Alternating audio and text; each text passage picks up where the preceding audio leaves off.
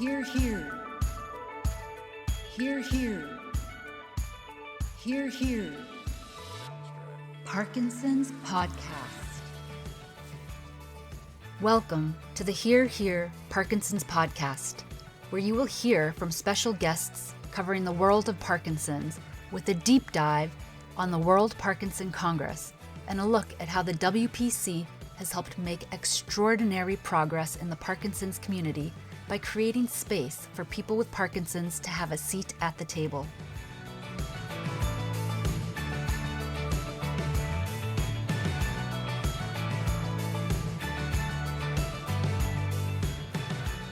Hey, here. It's another fresh episode of the podcast Here, by the World Parkinson Coalition, WPC, leading us onto the WPC, which is then the World Parkinson Congress in Phoenix, Arizona, May 2026. And I am Edgar Valdmanis. I'm one of 16 global ambassadors, doing my best to promote the Congress next year so that anyone and everyone who has business there shows up and registers in due time. And as very often before, I have with me Eli Pollard from the Parkinson Coalition, Executive Director there. Hi, Eli. How's life? Hi, Edgar. It's good. It's great. In fact, I'm really excited about today's podcast. Yes, because you are in New York, and today we actually have another European here. I should have mentioned this before. I'm sitting in Oslo, Norway, where there is definitely springtime today, looking up to some 20 degrees centigrade today. And with us both, we have Elena Berti from Italy. Hi, everyone. Thanks for having me. Oh, it's good. It's almost springtime here, too. Well, it should be, since you are quite a lot further south. Which part of Italy are you actually sitting in? I live in Rome, the capital. Oh, the fantastic city. I actually work in Molise. It's a different region, but it's almost the same latitude, so it's okay. Must be fantastic. I love Italy, really. But your role is being a science ambassador. What is the difference between a regular ambassador and a science ambassador for the Congress? Well, I don't think anyone is just regular, but professionally speaking, science ambassador is defined for also his or her efforts in promoting WPC in the scientific community. So I think that's the big difference, but it's not as big as we can think it is. So just because I'm a professional clinical psychologist and I am actually I have an ongoing PhD program in neuroscience, and so that's why I was eligible for the position of science ambassador. But first of all, I am a person and I am a caregiver myself. So my father has Parkinson's. So that's why I applied in the first place. And that's why I'm here. And that's what really brings together all my efforts and all my strength in order to do my profession. So right. You said you have an ongoing PhD program. Does that mean that you have finished a PhD and now do a postdoc? No, I'm still doing my PhD. Yeah. Right. And what is the topic? Well, it's Parkinson, of course.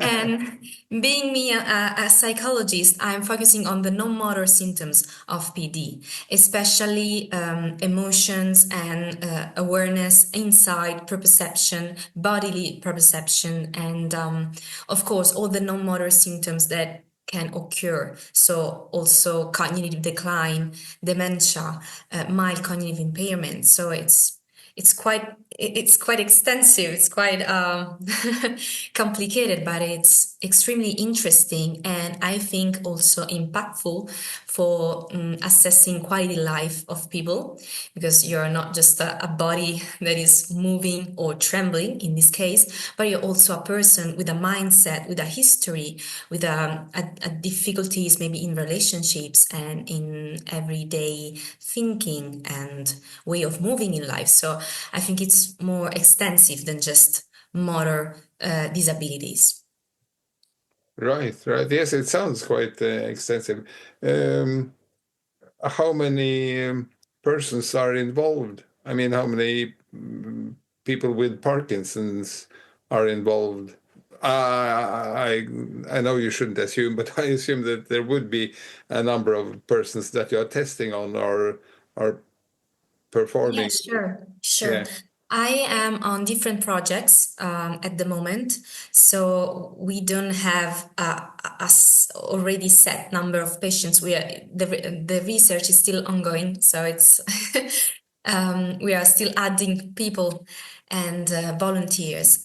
But I work in a hospital, in a specific neurological clinic. So I see patients every day, and everyone who wants to apply for the research as a volunteer can undergo the test and all the encounters and get more data for our research. So actually we have maybe, I don't know, 50 people on a project, and on a different one, maybe 20.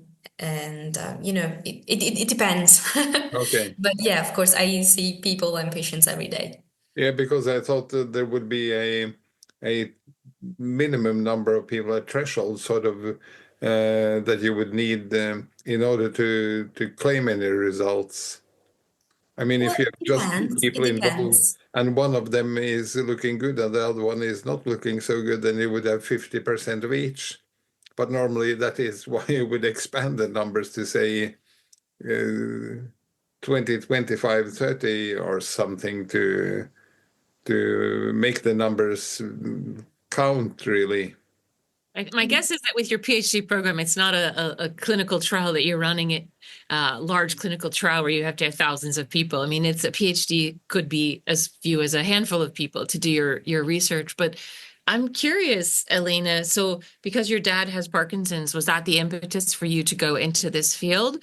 Did you grow up, has he had Parkinson's for a long time, so you grew up around this, or were you an adult when he was diagnosed? Actually, he was just 42 years old and I was 16. So I was pretty young. And so, yeah, I grew up with him, showing his symptoms every day, worsening. But that was really a gift, and give me purpose to pursue my career. So, yeah.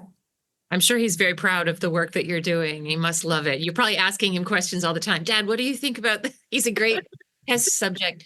To remind us, what did you attended the World Parkinson Congress in 2023 in Barcelona, and you Yes. presented an abstract with your research. What was the topic of that research that you presented? Okay, it was about some initiatives for people with PD and caregivers, testing the feasibility of a compassionate mind program. And so compassion is a field of psychology, and I am a compassionate mind trainer as well. And it's almost like mindfulness, but really adding the compassionate input that it's extremely useful when you are dealing with depression, anxiety, or just, an extreme circle of thoughts that give you, a really bad state of mind. And so we designed a training, online training, because it was during COVID-19. And so we designed this online training for people with PD and caregivers. And we actually tested them before and after.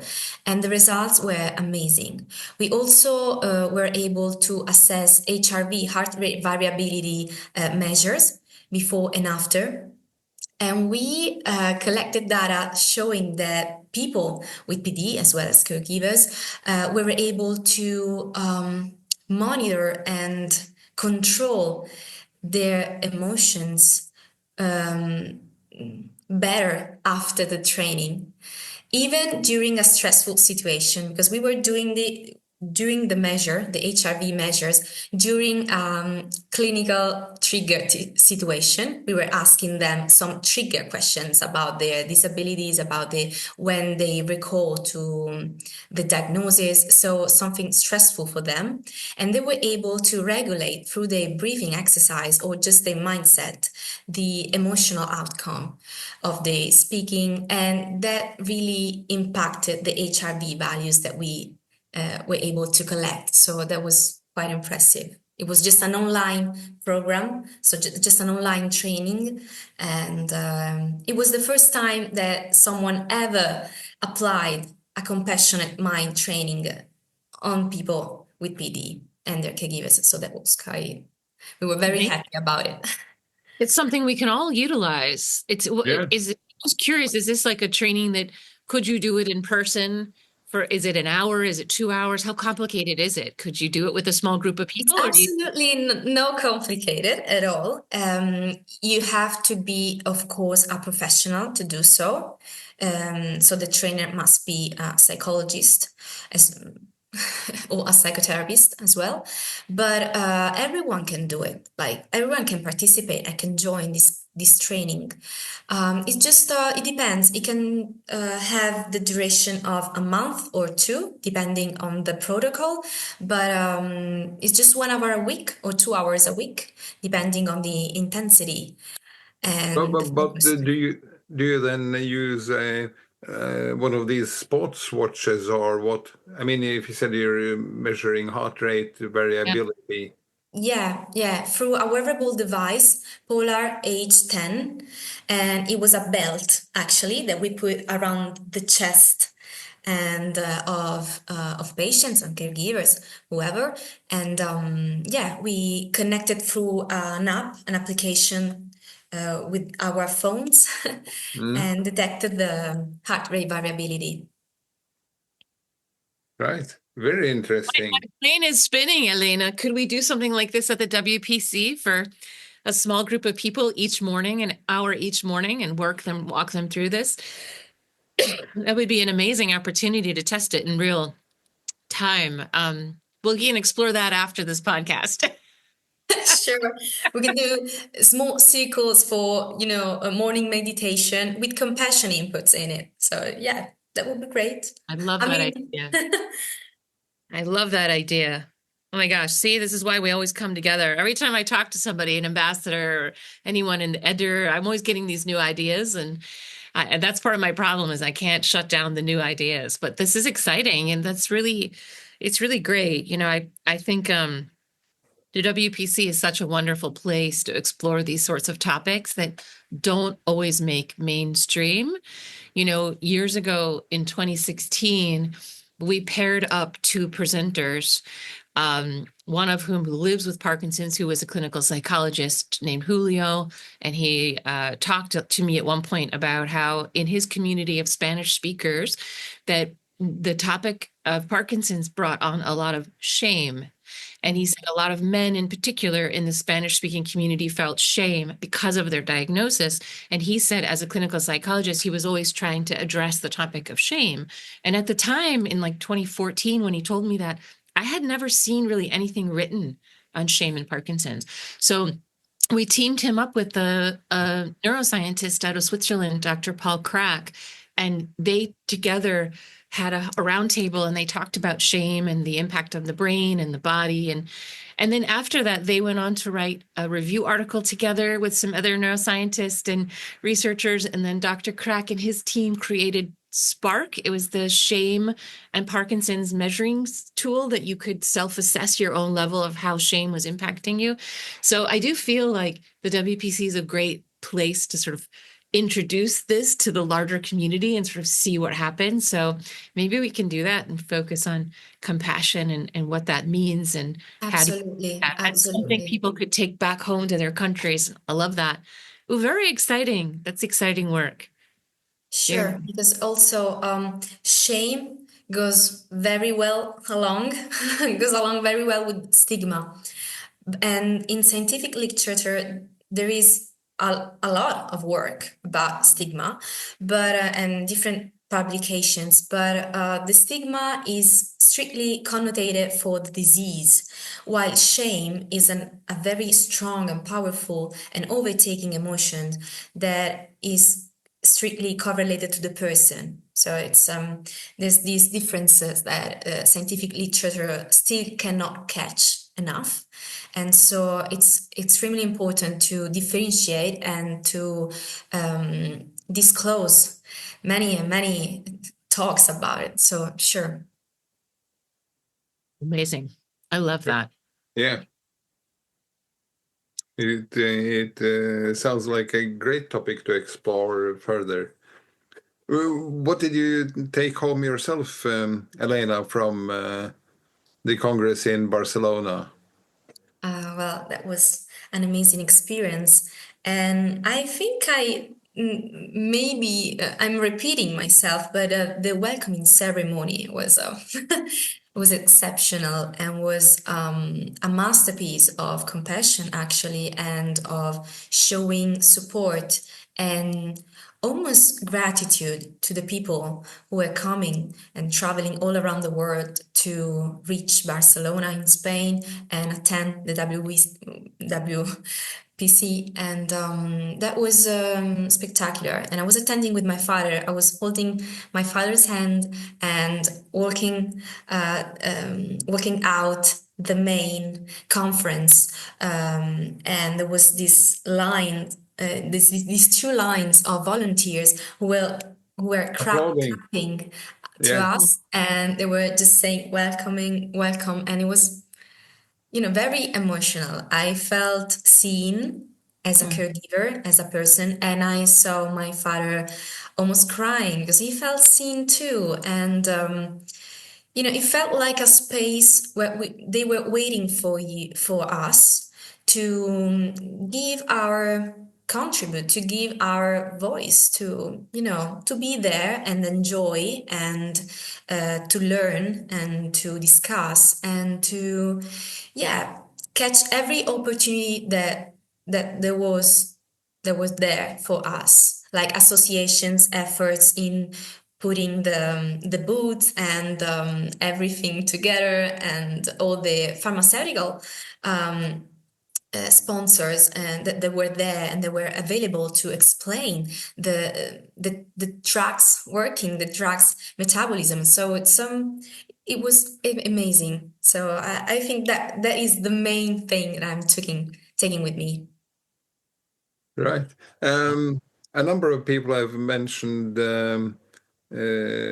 new contacts, new networks, etc., as a result of attending the Congress. Mm-hmm. Did you meet any totally new people, someone you did not expect to see, or that was a positive surprise for you? Oh, sure. I met for the first time, and I already know them by, different meetings, online meetings. I was already seeing them in some kind of associations meetings on the internet, but I met in person and I was completely amused and fell in love with Francesca and Loris from the Association of Fuerte Vida Parkinson No Limits. And so I met them there and I immediately started to collaborate with them. I just saw like, okay, I like you. You're my next project, dear. And I was, so there was a really strong connection. Yeah, because Francesca's Italian, right? Sure. Also Loris. Yeah. They both are Italian, but they live in, is it the Canary Islands? No, not the Canary. Is it Canary Islands? Yeah. So they're good friends to have, actually. Yes. And that's true. I started to collaborate with the association, and I'm working for them. So I'm traveling to Canary Islands every 2 months Oh, and to do therapeutic holidays with them. So I'm a consultant. So it's amazing. It's amazing. So that was maybe the most useful connection I made there. But no, of course, I met Rune, I met other people, amazing people, and with Parkinson or just caregivers or just professional as me. So it's that was amazing. Yeah, and it was Rune Vette in Norway, Edgar's co-countryman, who recommended you to us for the podcast because he said Elena's doing really great work, and obviously Rune is a family therapist, professionally as a family therapist, so he really saw the work that you were doing and felt it was just very interesting and important. And as a family therapist, but also as a person with Parkinson's, he just really thinks the work you're doing is great. So he's the one that put your name in the hat. So if you're I'm mad, so grateful for that. yeah, no, he was excited that we invited you for this conversation. Yeah, it's very good. have you considered joining his bike team for the Congress in Phoenix? Well, my sportive attitude really it's not quite the same as theirs, but I just see that you're having a picture of a ballerina feet and Yeah. and I'm a Behind you, ballerina yeah. actually, so that is my expertise. But bicycles, I don't know. I'm not sure. But yeah. Right. I had the question on the tip of my tongue and then it disappeared because you see, I have Parkinson's disease, so it happens from time. That's okay. Well, I have a question while you get your tongue back, Edgar. So you've been to the Congress now in Barcelona and you have a taste for the experience. I don't know, is your dad going to be able to join you in Phoenix next year, or are you going to be on Sure. your own, and what are you looking forward to? Sure, he had no choice actually. There was a non-questionable like you're coming with me, okay? And also my mom, and I wasn't able to take my brother with me, but he will join eventually. In some way. And but yeah, sure, he's coming with me, and I'm looking to present other posters and other publications. So I'm working to submit in time all the posters that I have in mind. Amazing. But this time your mom is coming with you. Your mom and dad are both coming. Sure. It's a fair. Oh, this is so exciting. They get to see you as a science ambassador in your leadership role, but also they get to take advantage of being in Phoenix. I hope it's going to be a great experience for all of them, because your mom wasn't in Barcelona, right? It was just your dad, or was she also there? She was in Barcelona too. Yeah, we are very supportive of the cause. Like, yes, sure. That is Super. fantastic, really. Agree. Another topic that comes up from time to time is it sort of bounces off this networking question. It's a phenomenon that we call unconference, because that is what happens between the speeches, between all the formal stuff that Eli is still putting together. It is a coffee break that takes off and becomes a 2 hour, goes from 10 minutes to 2 hours, etc., because you and I bump into each other, and then I say, hey, Elena, you should really look over here, or can I share with you something I learned this morning? And you say yes, and so we sit down, and as I said, the topics come up that are nowhere to be seen in the printed program. Connections come up that you didn't dream of, and it's more than a connection because you actually start talking about professional content that that bounces off. Did you experience anything like that in Barcelona? Yeah, actually, as I said, with the Franciscan Loris, with Rune, also with I don't know the name for Brian Grant. Brian Grant, I met there. So coffee breaks were actually the most exciting time of the Congress, where I could catch up and meet these amazing persons and people, inspiring, very inspiring. So yeah, and sometimes it was, I didn't pay any mind to the fact that it was a coffee break, and we could easily talk about professional topics, but also about our families, our pets, our interests, and our traveling experiences. So it was very, very informal, but at the same time very formative and very inspiring. So that was a great experience. And I guess I think that WPC is full, as a congress, as an experience, is full of these moments, and is full of little details that make the experience extremely great. For people with PD, but also for everyone attending, because the spaces were extremely easy to access, and everyone could walk or go strolling around, and so no barriers. And the food was great. There was very detailed attention to the food selection and the food choices, and so the menus were really great. And there were these many different booths with different associations, and they were very, very balanced, the moments between scientific talks, scientific spaces, and more informal spaces. And then it was just great, so it was very a really great experience. I love that. Thank you. Good. Yeah, I love that as well. I think we're coming near the end here. We have two what we call exit questions that are kind of personal, but they could tell us a lot more about you as not so scientific person. The first question is that your ship has sunk and you have landed on a deserted island. It's you and a palm tree, and there is actually a record player, a traditional old-fashioned record player there. Yeah, it's solar powered, so sitting there, that's easy. But you have no records, unfortunately. If you could select just one record to play, which one would it be? Oh, wow. That's a question. Song or the singer you want to sit with on a desert island? So a record could be anything, like Classic, opera, rock and roll, okay. pop music, dance. I get something that would give me hope and strength to go on and try to live.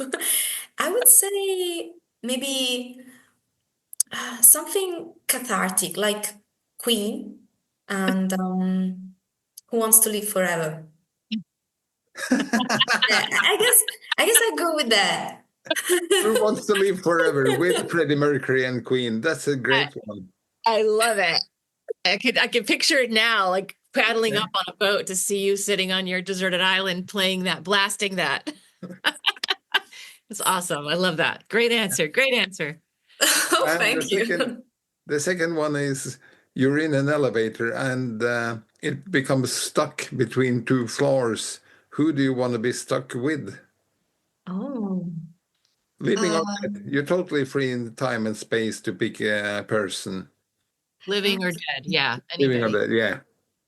Actually, the first thing that came to my mind was my cat, but I would go with the person, because I don't want to result as a really asocial person, because that's not me. But yeah, maybe my best friend, I would say. So we will have finally a time to relax and chat as we wish, because we are extremely busy. We have crazy agendas. So I would say maybe I would spend that time, I would take the occasion to spend time with my best friends and just chat without interruptions. Yeah, maybe that would be my my answer. Right. You're the first person who said that. And I think that's so true and such a great response, because you have these people you love so much, but life is so crazy right now with work and family and everything. And you don't get that time to just sit and talk. You really have to carve it out. But I love that you're like, oh, we're stuck in an elevator. There's always a silver lining. You just need like a bottle of wine with you and you could sit there forever. Yeah. Yeah. Very good. Okay, Elena, thank you for being with us today on the Here podcast. And I'm looking very much forward to meeting you in person in Phoenix, Arizona at the end of May 2026. Sure. Thank you for having me. It was a pleasure talking with you. And the same. Bye-bye. Bye. Bye to everyone.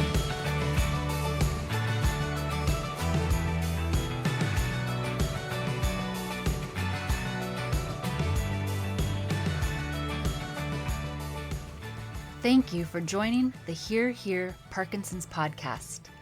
If you would like to experience the next World Parkinson Congress for yourself, to feel and see the change in real time, save the date to join us from May 24th to the 27th, 2026 in Phoenix, Arizona. Learn more at WPC2026.org. This podcast series is made possible with support from Blue Rock Therapeutics.